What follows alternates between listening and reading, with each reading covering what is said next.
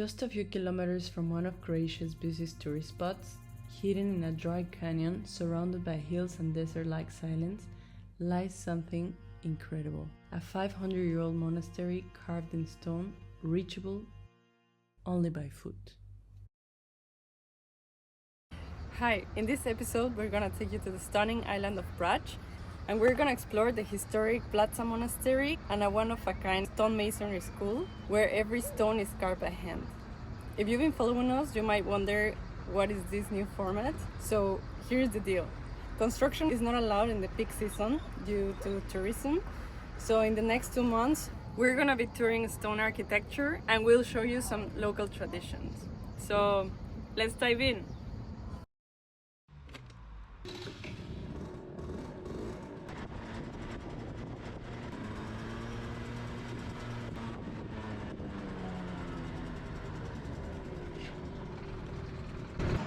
This is our friend Mate. You remember him from the video when he came to help. Hi guys. Ready for a nice day? Yeah.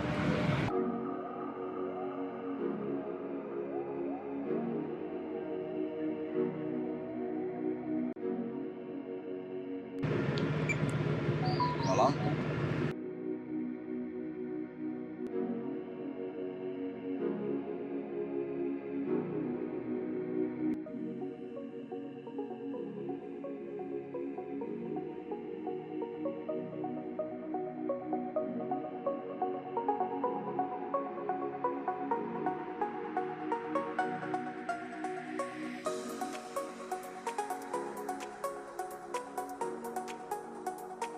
Pao is reading a little bit about the monastery and still has a helmet on her head.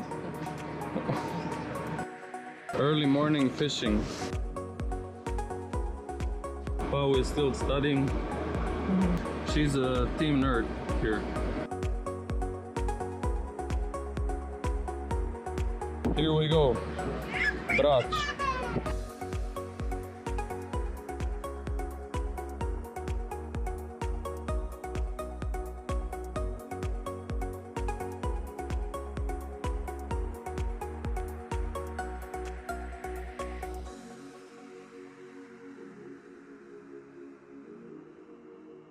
After a 1-hour ferry ride, we finally arrived to Martin, a port village in Brač Island. Martin is well known for its wooden shipbuilding, as it is one of the few places in Croatia where this craft is still practiced. Combined with its fishing and ferry port, Martin still holds a strong maritime identity. A cafe/restaurant that we found to have our morning coffee and then continue. So you can see here what you have on the menu, basically everything you can imagine, from lobster to pizza. They're enjoying here. What an amazing place to drink coffee.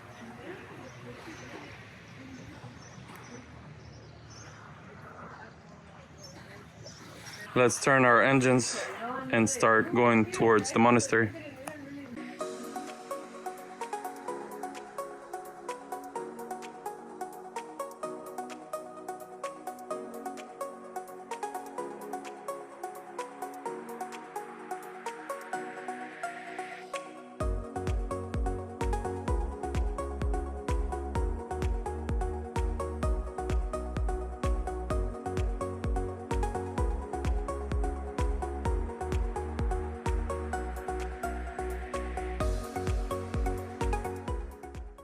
Okay, we arrived here in, actually officially, this is a desert called Blaca, the only desert in Croatia. The scenery is amazing. On this side, we see the channel between the islands Brač and Hvar. Whoa. On this side, guess what we have? There it is. The monastery.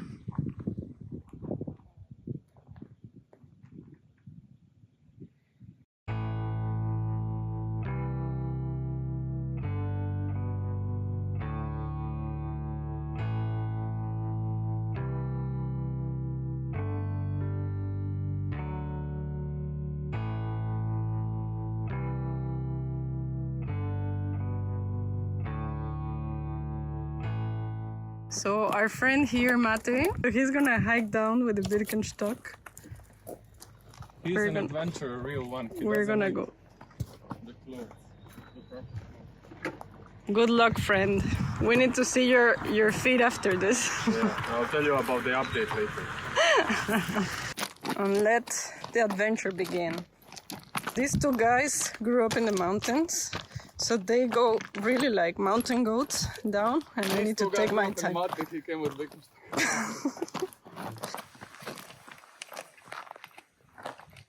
Whoa, the scenery here is really astonishing. What do you I can say? just second that. It's amazing. You reach the shade and it feels like a blessing. Look at these supporting walls. It really looks like a castle. They're huge. And here we have another piece of history that definitely needs to be preserved. This is a local traditional Dalmatian pull-up bar. So yeah, only if you can do minimum 10, then you're allowed to pass and go to the monastery. So better start exercising, people. Olive tree is holding the bar. So only for under 60 kilos. So Pao needs to do.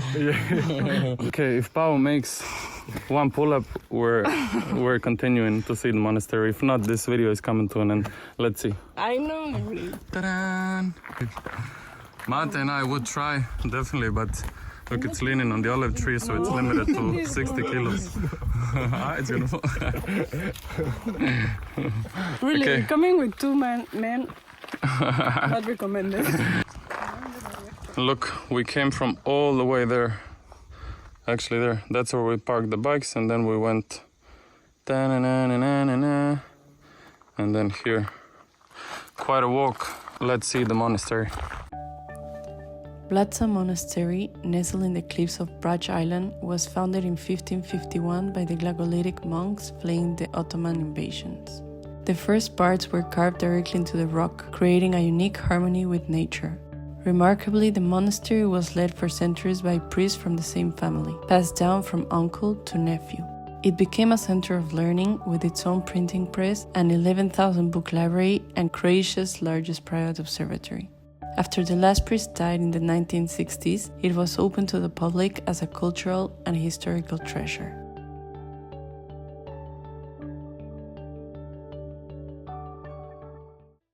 This is all one huge rock that they basically chiseled to straighten it out and then make it into a floor.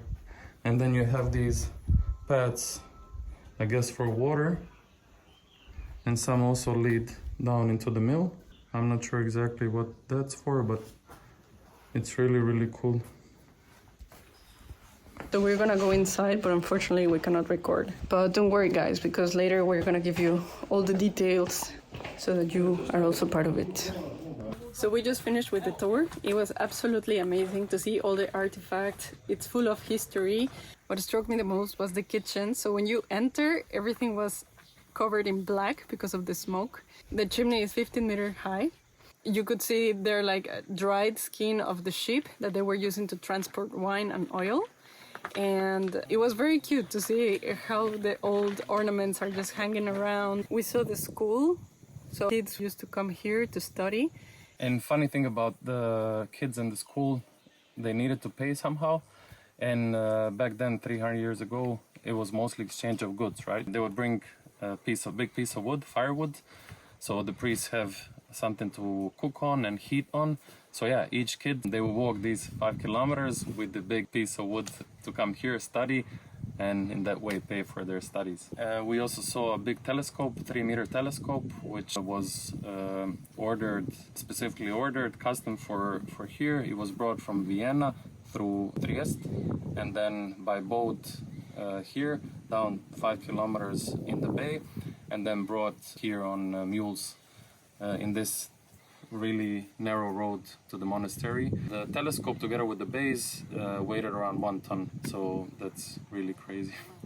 Yeah, 12 people brought a 400 kilo piano And they actually told us these 12 men, while bringing it, they drank 56 liters of wine.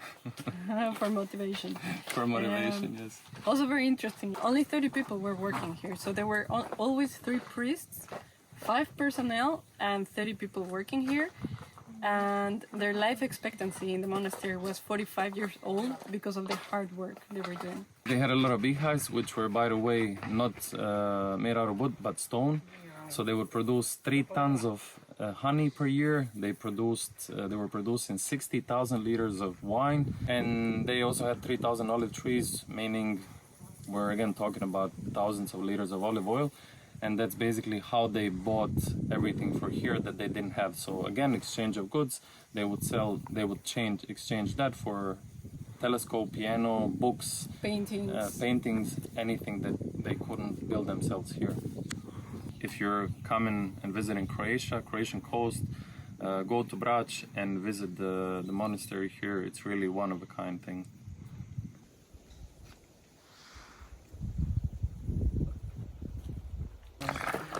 Okay, now back, but this time upwards. Let's see how this is gonna go.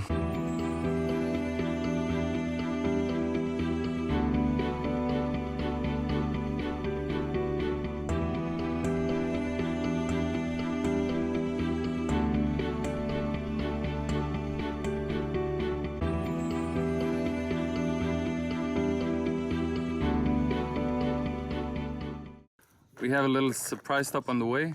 So we just arrived to Vidova Gora, and it's the highest point of the island Brač, where we currently are. It's actually highest point of any island in Croatia, and we have more than 1,300 islands. We're currently at elevation of 770 meters, and for the size of the island, that's actually pretty high. And from here we have the best view on the island Hvar, which is just next to it. Well, probably some of you already know it. It's a very famous island, and also direct view of the probably most famous beach in Croatia, which is exactly here down the Bald Beach.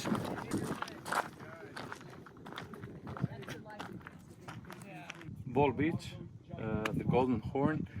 Since it's placed in the canal between 2 islands, you always have a constant wind blowing, so it's a very famous spot for windsurfing and kite surfing. We're gonna hit the road back.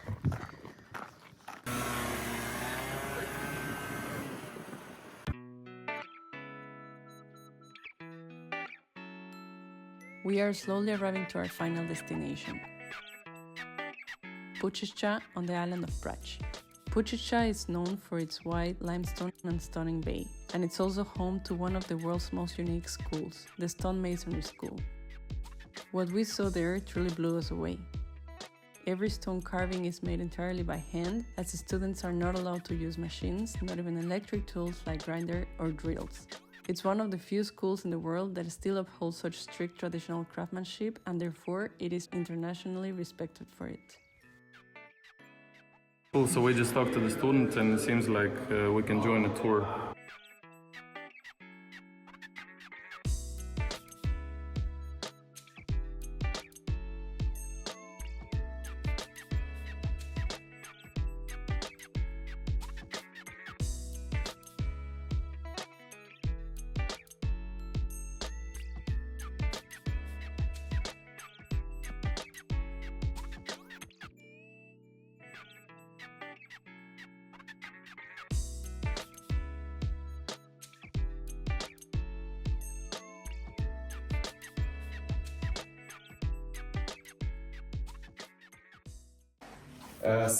This fountain is actually 100 years old, and it was built around when the school was founded, because the school was founded in 1909, which means that this year it's 116 years old.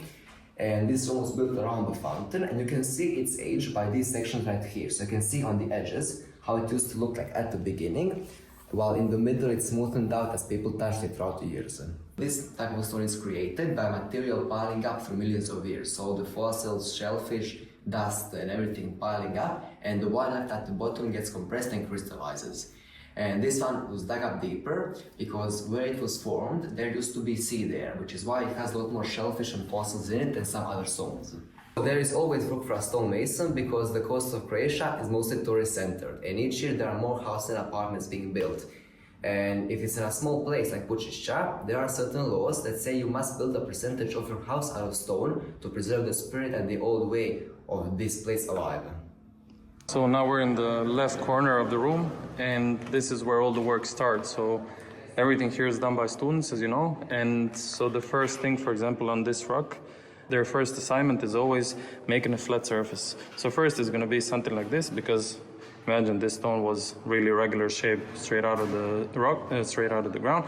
And then they first need to make this kind of straight surface with a chisel. Then the second task is to make it really, really straight like this, perfectly. And then they make a corner. And then the next thing is to do the oval shape. And then they pass on to more and more elaborate things, such as this one. All the decorations, shapes, and everything. I want to point out that here they're also using the barrels that the stonemason used for the wool, if you can remember.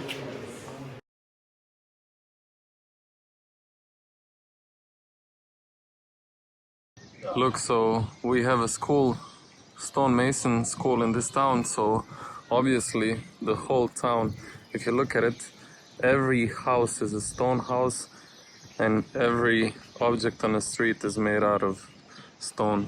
Look at the street lamps. Even toilet, it's also in stone. How cool. Is there a better way to end the perfect day than with the perfect food?